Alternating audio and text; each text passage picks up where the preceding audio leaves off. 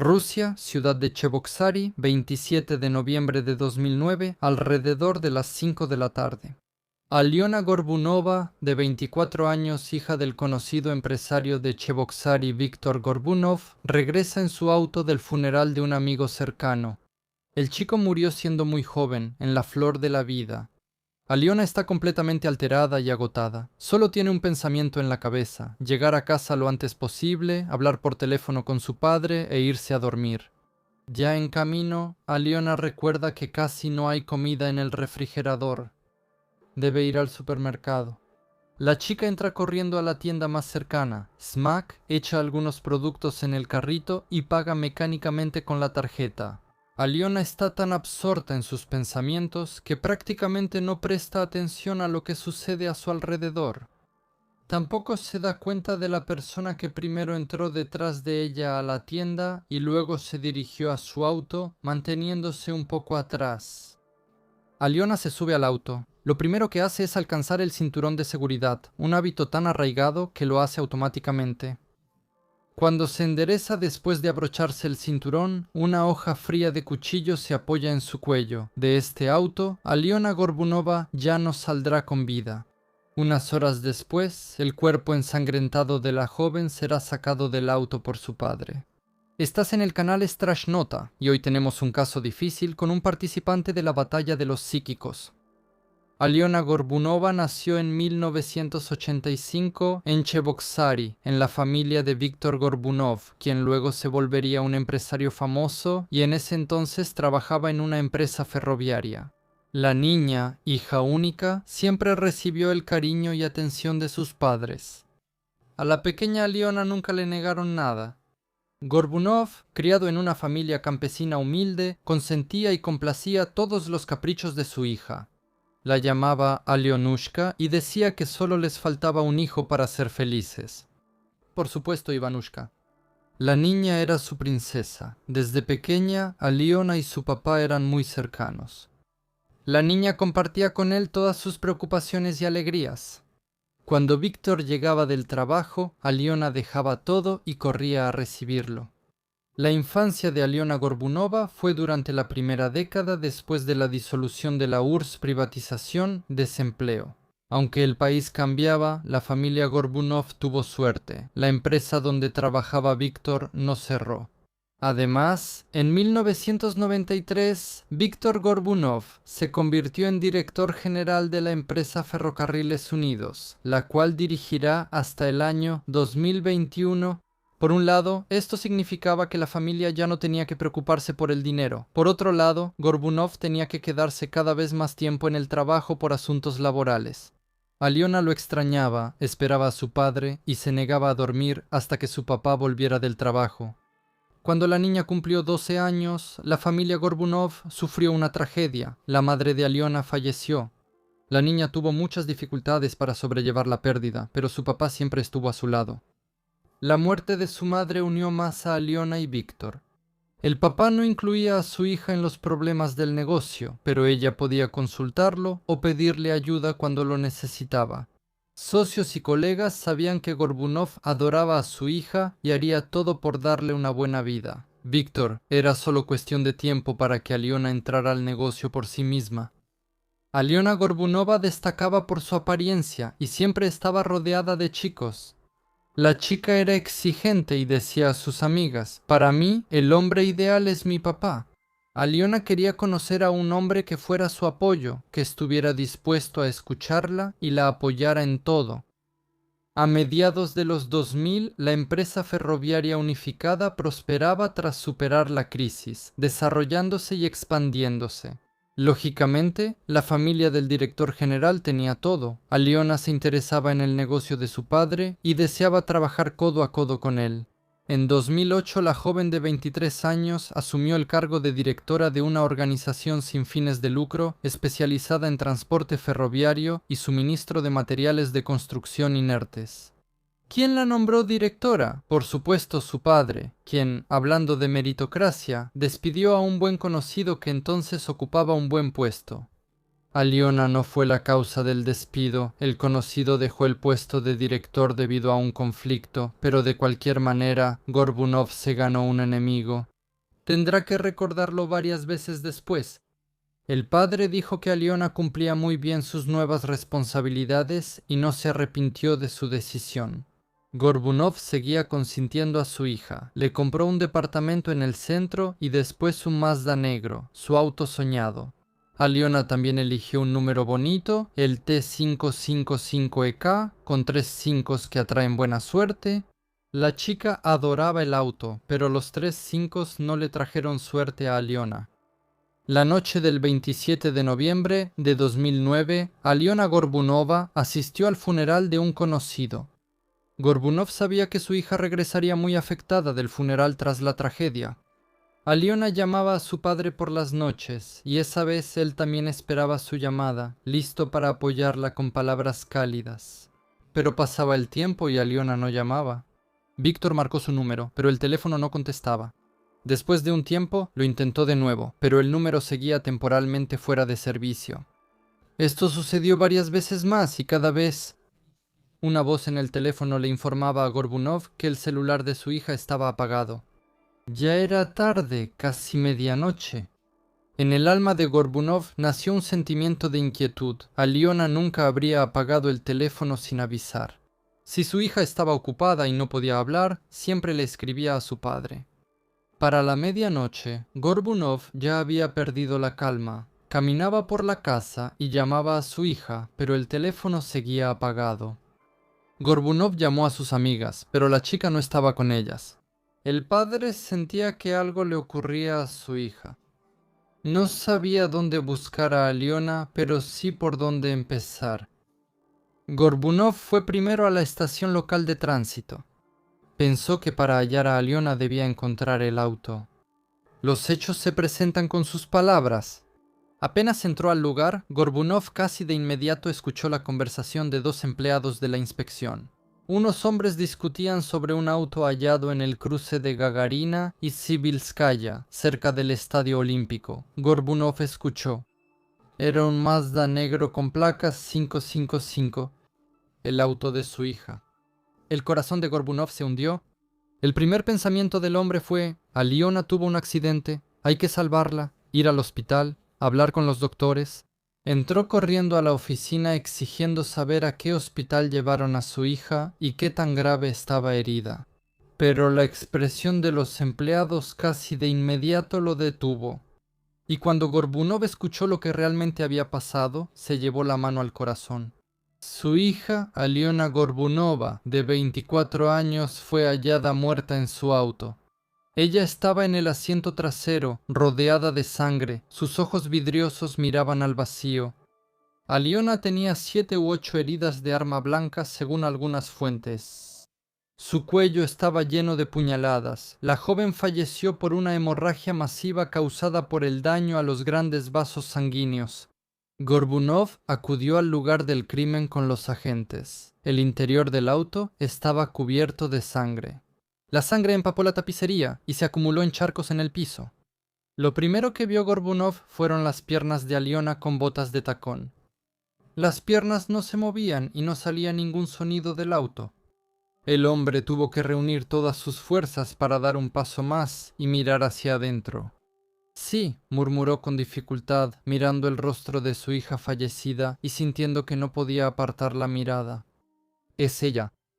Después recordaba: yo mismo la saqué del auto. Tengo una foto de cuando la llevamos a casa desde el hospital. Y así, con los ojos abiertos, la saqué del auto y la puse en la camilla para llevarla a la morgue. El terrible crimen sacudió de inmediato a Cheboksary. A Gorbunov lo conocían bien en la ciudad, si no de vista, por el apellido. Los periódicos y el canal local difundieron la noticia. Durante la investigación, amigos, conocidos y personas solidarias comenzaron a llevar flores a la cerca del Estadio Olímpico. Pronto, ese lugar se convirtió en una especie de memorial. Los foros de Cheboksary se llenaron de discusiones, y cada quien tenía su propia versión del porqué. La investigación tenía 3 motivos principales. Una de las primeras versiones principales fue la venganza. Gorbunov era conocido por su arrogancia. Él mismo lo señalaba, aunque afirmaba que en realidad no le gustaba la arrogancia, la burocracia ni la altanería. Llevaba más de 15 años al mando de la administración ferroviaria de Cheboksary y no tenía intención de dejar su puesto. Es más, nombró a su hija de 24 años no solo como jefa, sino como directora de la organización. A alguien eso podría no haberle gustado.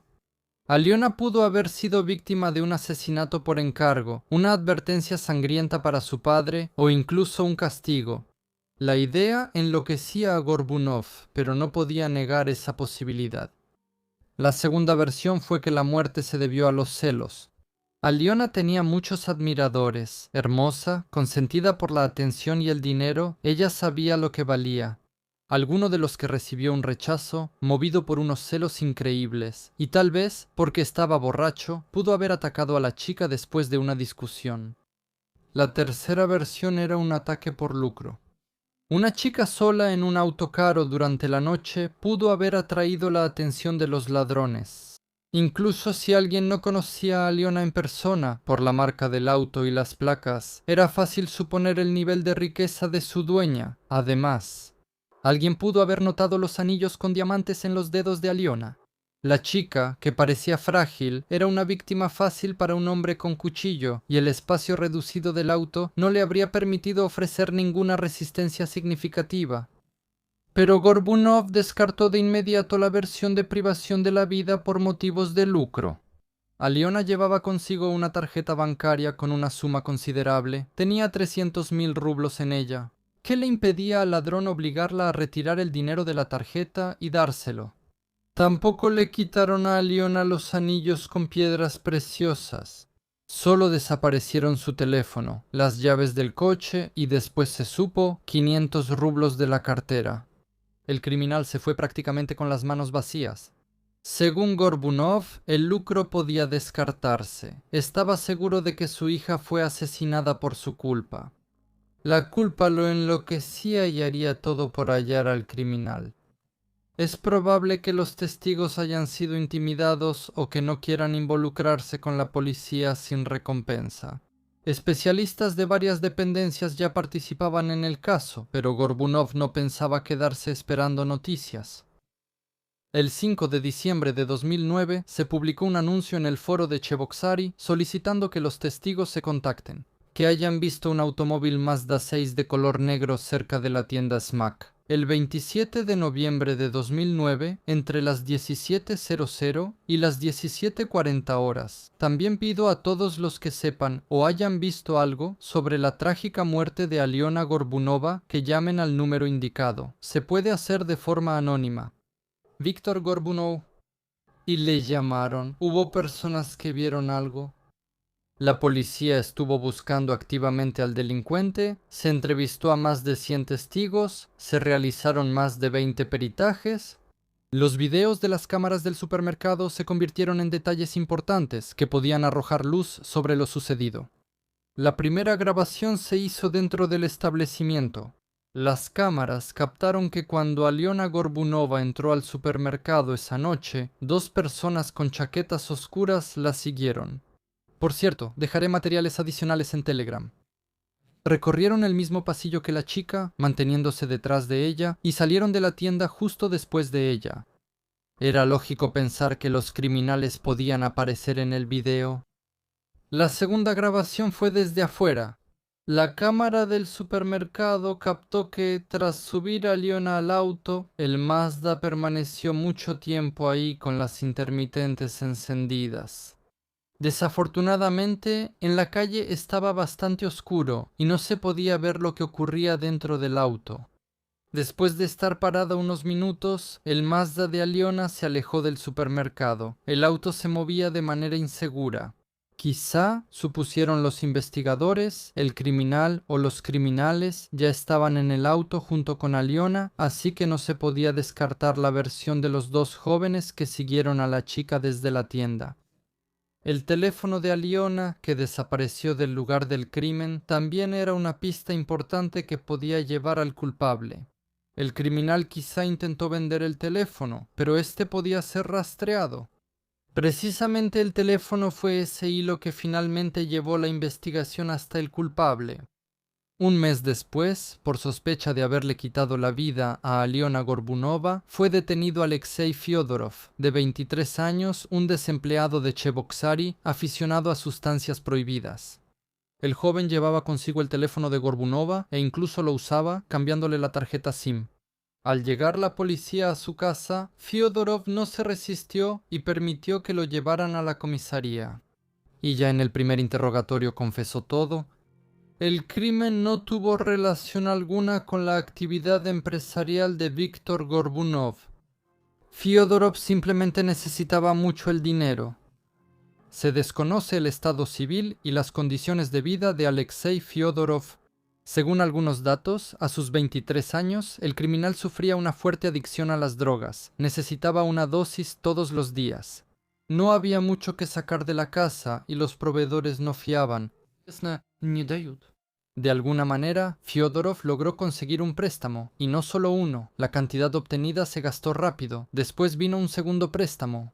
Durante un tiempo olvidó el síndrome de abstinencia, pero el dinero se terminó. Los bancos exigían pagos y no había cómo cubrirlos.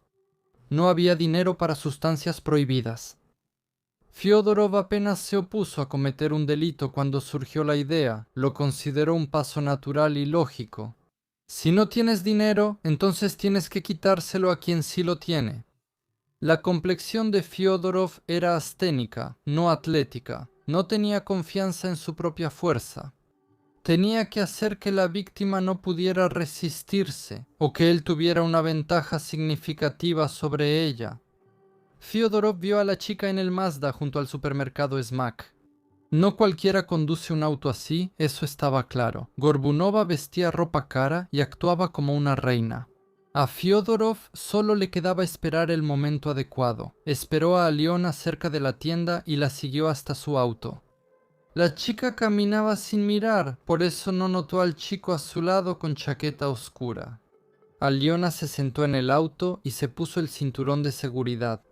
Mientras luchaba con el broche del cinturón, Fyodorov se coló en el asiento trasero y cerró la puerta sin hacer ruido. El criminal afirmó que inicialmente no quería matar a Aliona. En sus pensamientos todo debía terminar así. Él asusta a la chica, ella entrega el dinero, él salta del auto y sale corriendo. Los acontecimientos no ocurrieron como se esperaba, algo falló en el plan. Cuando Aliona se enderezó, una mano masculina la agarró por los hombros. La punta del cuchillo se apoyó en su cuello y presionó, causándole dolor. «Dame el dinero». «Si haces un ruido, te corto la garganta», declaró Fyodorov de la manera más amenazante posible. Pensó que la chica gritaría de miedo y le suplicaría que no la lastimara. Gorbunova se incorporó y le sostuvo la mirada con valentía por el espejo retrovisor. «¿Sabes quién soy? Soy la hija de Gorbunov», afirmó.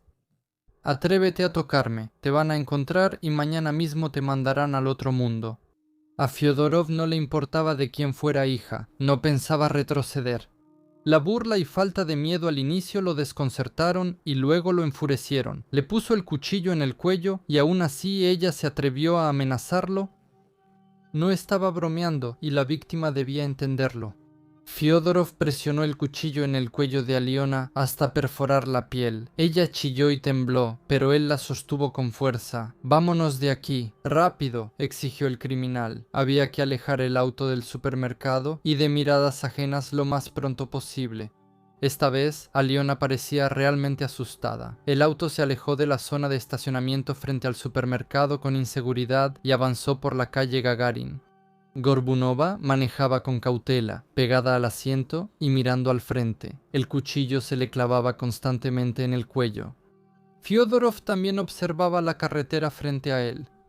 No se alejaron mucho, solo hasta el cruce con Sibilskaya. Junto a la cerca del Estadio Olímpico, Fyodorov le ordenó a Aliona detenerse. No había nadie. Los vidrios polarizados impedían ver lo que ocurría en el auto. «Ahora dame el dinero», dijo Fyodorov. Él estaba seguro de que la víctima asustada esta vez sí le haría caso, pero Aliona volvió a actuar fuera del guión. Ella apartó su mano, agarró la manija de la puerta e intentó salir corriendo. Fyodorov le clavó profundamente el cuchillo en el cuello a la chica. Ya no podía detenerse. Golpeaba fuerte, clavaba el cuchillo profundamente unas 7 u 8 veces. En el estrecho interior del auto era difícil resistirse y el criminal estaba atrás. Aliona gritó de dolor y se sujetó el cuello, pero ya era tarde. El primer golpe rompió un vaso sanguíneo grande y la sangre salió del cuello de la chica, empapando su ropa. Las salpicaduras cubrieron el interior. En minutos, Gorbunova perdió el conocimiento por el dolor y la pérdida de sangre. Fyodorov la llevó al asiento trasero. Según informes, Fyodorov le asestó los últimos golpes a Aliona mientras ella yacía en el asiento trasero, ya desangrándose. La chica aún estaba viva y se movía débilmente cuando el criminal empezó a revisar el contenido de su bolso. La tarjeta no le interesó, sin el NIP era inútil y Aliona ya no podría decirle nada a nadie. Tras tomar el celular y 500 rublos que encontró en la cartera de Gorbunova, Fyodorov huyó. Después tiró el cuchillo. Para entonces, Aliona ya había muerto. Quizá por repulsión u otra razón, el criminal no quiso tocar el cuerpo de la víctima para quitarle los anillos. Con 500 rublos habría comprado una dosis. Se quedó con el teléfono para venderlo después, pero no le dio tiempo. Si quieren más videos, entren a Boosty. En el enlace los esperan videos exclusivos que no están en YouTube. Los enlaces están debajo del video. En general, según todo el material que pude encontrar en fuentes abiertas, Aliona parece ser una joven mujer segura de sí misma, orgullosa y algo consentida por la vida. Al crecer en un ambiente de adoración y estabilidad económica, veía su invulnerabilidad como algo natural. Su rasgo principal era la fuerza interior y sentido de superioridad heredados de su padre, un líder. En una situación de crisis, esto jugó un papel fatal para ella. En lugar de mostrar flexibilidad y adaptarse a las circunstancias, intentó presionar al atacante, apelando a su estatus y a la influencia de su padre. Esa reacción, aunque parezca extraña, no es una tontería sino el reflejo de su vida, donde el apellido Gorbunov era un escudo mágico que resolvía todo. Sin embargo, el mundo no es así, y la tragedia de Aliona fue encontrarse con alguien inmune a ese escudo. Víctor Gorbunov, padre de Aliona, parece un empresario fuerte y decidido, pero devastado por el dolor. Toda su vida giraba en torno a su hija, a quien adoraba. Su personalidad combina dureza en los negocios y ternura en la familia.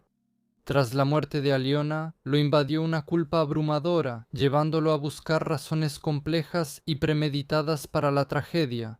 No podía aceptar que su hija muriera por una simple coincidencia y un maníaco al azar. Buscar culpables, ir con videntes y lo que siguió son intentos de evitar la inocencia. Con el tiempo pasó de la autodestrucción y paranoia a una dolorosa aceptación. Buscó redimirse y transformar su tragedia en algo bueno, manteniendo viva la memoria de su hija. Más adelante hablaremos de esto. Alexei Fyodorov es un criminal, pero es un drogadicto socialmente degradado, de carácter débil e impulsivo. Su personalidad, tras su degradación, obviamente carece de orientación moral. Lo impulsa la necesidad inmediata de obtener dinero para las sustancias. Él no era un verdugo frío, ni un criminal profesional, solo un tonto. Su plan era simple: intimidar y robar. La clave es una inseguridad patológica y amor propio herido. La reacción firme y despreciativa de la víctima no lo asustó, sino que lo ofendió y desestabilizó. Fue un enfrentamiento fatal. En su mente sin lógica y nublada por la abstinencia, su resistencia se volvió un reto personal, al que respondió con crueldad espontánea y monstruosa. Sus acciones erráticas posteriores, de las que hablaremos después, muestran falta de carácter e incapacidad para asumir responsabilidad por sus actos. Él es un producto del fondo social, para quien la vida humana se ha convertido en moneda de cambio por una dosis. Sí, eso pasa cuando consumes. No se inyecten, muchachos. Sus madres todavía los necesitan. En general, esta historia es una tragedia clásica de una fatídica coincidencia, donde realmente se encontraron dos opuestos que, en principio, no deberían haberse cruzado. El mundo de privilegios y seguridad en el futuro de Aliona y el mundo de desesperación, degradación y supervivencia momentánea de Fyodorov. Ninguno de los participantes actuó según un plan complicado y previamente pensado. Quitar una vida fue resultado de impulso, miedo, orgullo y estupidez, mezclados en un cóctel fatal que costó tanto como una vida entera. Tras ser detenido, Fyodorov cooperó voluntariamente con la investigación, relató el crimen y participó en la reconstrucción de los hechos. Parecía que el caso estaba resuelto, el criminal había sido encontrado y confesó, y el padre de Aliona por fin podía dejar de torturarse con el sentimiento de culpa. Sin embargo, la captura de Fyodorov generó una reacción ambigua en la sociedad. Muchos decían que un joven desempleado y consumidor de sustancias era un sospechoso muy conveniente. Fyodorov asume la culpa por la muerte de Aliona por orden de alguien. Hay varios casos similares en la crónica criminal. La tortura y presión psicológica en interrogatorios pueden hacer que cualquiera confiese lo que sea. Gorbunov también dudó de la aparición de un sospechoso, en parte por la apariencia de Fyodorov. Así lo cuenta, Aliona era fuerte y resistente, iba al gimnasio, Fyodorov es delgado y débil. Él no podría solo. En el supermercado, dos personas seguían a mi hija. Si Fyodorov es el primero, ¿dónde está el segundo? Ese era el tipo de preguntas que se hacía. Gorbunov estaba seguro de que el verdadero culpable seguía libre. Él no podía simplemente dejar de culparse por lo que había pasado. Mientras los investigadores celebraban haber resuelto el caso, el empresario optó por buscar ayuda sobrenatural. Como muchos otros familiares desesperados de víctimas, él escribió al programa Batalla de los Psíquicos, entonces muy popular. El episodio se emitió a mediados de 2010, mientras la investigación seguía en curso. Es la 9ª temporada, episodio 6 de Batalla de los Psíquicos. Entonces los psíquicos le dijeron juntos al pobre padre que Aliona Gorbunova murió por su culpa. Usted mismo sabe perfectamente por qué le pasó esto, insistía una de las psíquicas. Usted es culpable de su muerte, es su culpa. Usted tuvo un conflicto con alguien. Esa persona se vengó de usted a través de su hija, afirmó otra. También puede hacerle daño a usted. Gorbunov salió del programa devastado, entonces recordó a un amigo que despidió como director y luego reemplazó por Aliona. ¿El deseo de venganza llevó a su antiguo conocido tan lejos? Pero, como de costumbre, los psíquicos no dieron ninguna pista concreta, naturalmente. Sus visiones no permitían construir una base probatoria. Escriban en los comentarios si creen en los psíquicos y en los de la batalla de los psíquicos. Veamos cuántos somos. Los investigadores siguieron trabajando. Fyodorov se deshizo del arma del crimen y ya no se podía encontrar el cuchillo, pero en el asiento trasero del coche se encontró un cabello masculino y el peritaje confirmó que era el cabello del criminal. Resultaba que Fyodorov no mentía. La noche del crimen, él estaba en el coche de Aliona Gorbunova y se sentó en el asiento trasero, lo que significa que en verdad fue quien acabó con Aliona. La prueba era irrefutable y no había indicios de que alguien más hubiera estado en el coche. Eso significó que Fyodorov actuó solo. 10 meses después, el caso finalmente llegó a los tribunales. Al llegar el juicio, Gorbunov aceptó que no tenía culpa en la muerte de su hija y que el verdadero criminal era el acusado. Los psíquicos manipularon sus sentimientos y se equivocaron como siempre. La fiscalía pidió 17 años de prisión en colonia de régimen estricto para Fyodorov por delitos según dos artículos del Código Penal ruso. Artículo 105, parte 2, privación de la vida por lucro, y artículo 162, robo con violencia. Al oír la cifra, Fyodorov, que aceptaba su culpa sin protestar, de pronto reaccionó. Apenas tenía 24 años y saldrá con más de 40. De pronto, la idea de pasar su juventud en prisión se volvió real. Ya en la siguiente audiencia, Fyodorov declaró que no había hecho nada y que lo habían incriminado. Fueron personas las que me incriminaron. Digan que todo eso es mentira, insistía él. La investigación tenía pruebas suficientes de la culpabilidad de Fyodorov. Su propia confesión inicial con detalles del crimen, los resultados del experimento de investigación, el teléfono de Aliona encontrado en su poder, el cabello hallado en su auto, todo esto demostraba que el verdadero criminal estaba en el banquillo de los acusados. Alexei Fyodorov ejerció su derecho a ser juzgado por jurado, conforme al artículo 47 de la Constitución de la Federación Rusa. El jurado emitió un veredicto de culpabilidad, pero reconoció que el joven merecía indulgencia, ya que era su primera condena y además cooperó con la investigación. De acuerdo con este veredicto, Alexei Fyodorov recibió 15 años en una colonia de régimen estricto. La fiscalía quedó satisfecha con el castigo y no apeló la sentencia.